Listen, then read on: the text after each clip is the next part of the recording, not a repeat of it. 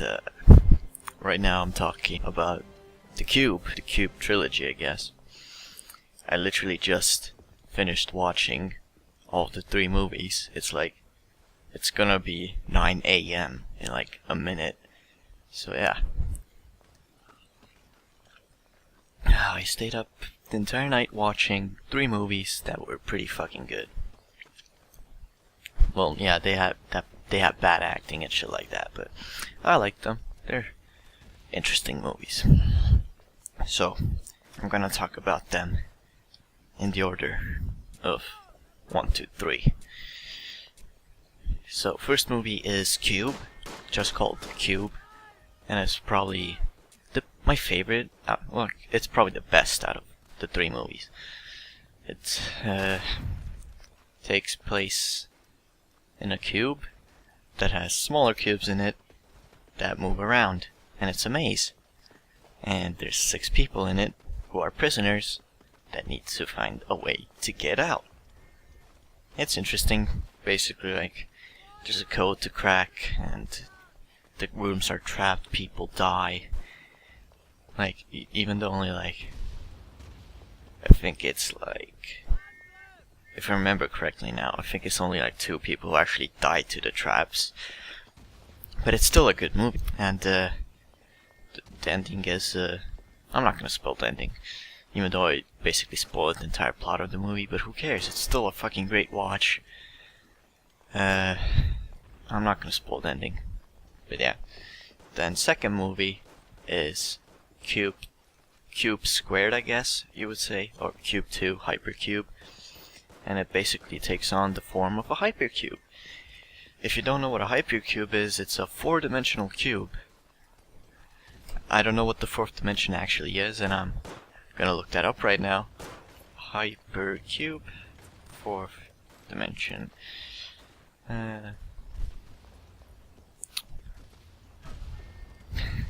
But basically, yeah, it's that, I get, like, in the movie, it's taken that the 4th dimension is time. And, yeah, basically, but now this time it's a bunch of people who are to do with the fucking cube, I guess.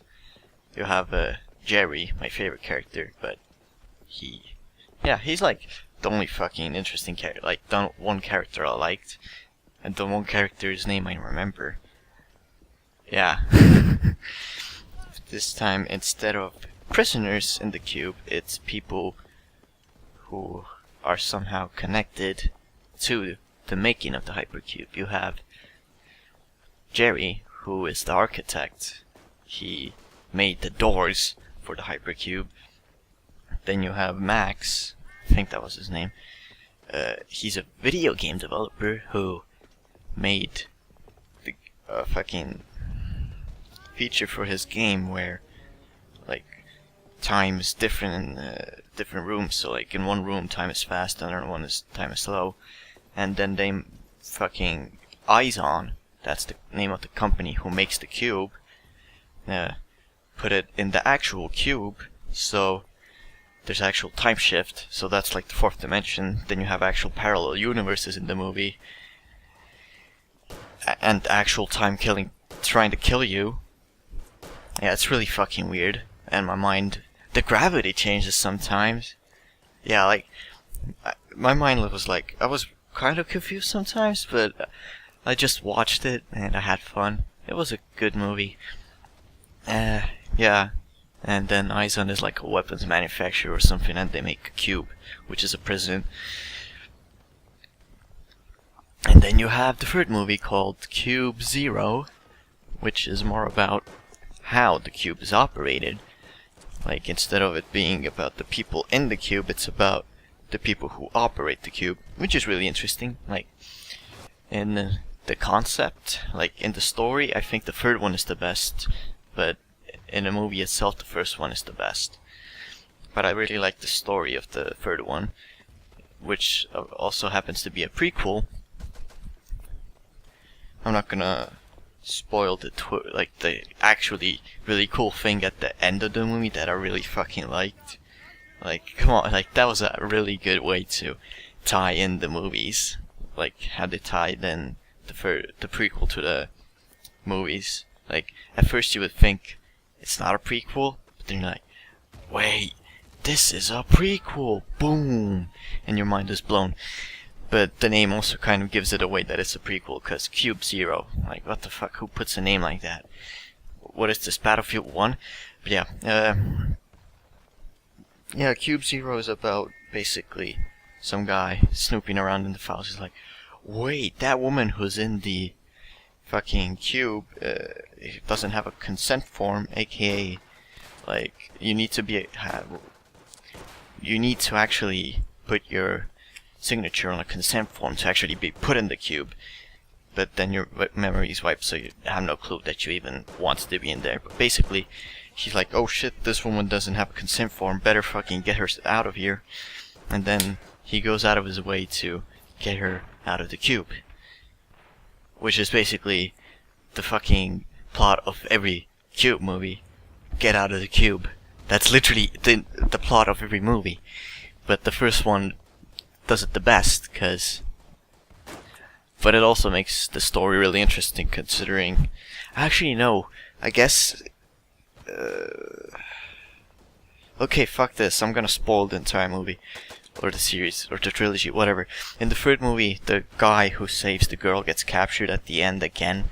And then he's made into the retard. Or the mentally handicapped person. Who... I don't remember his name.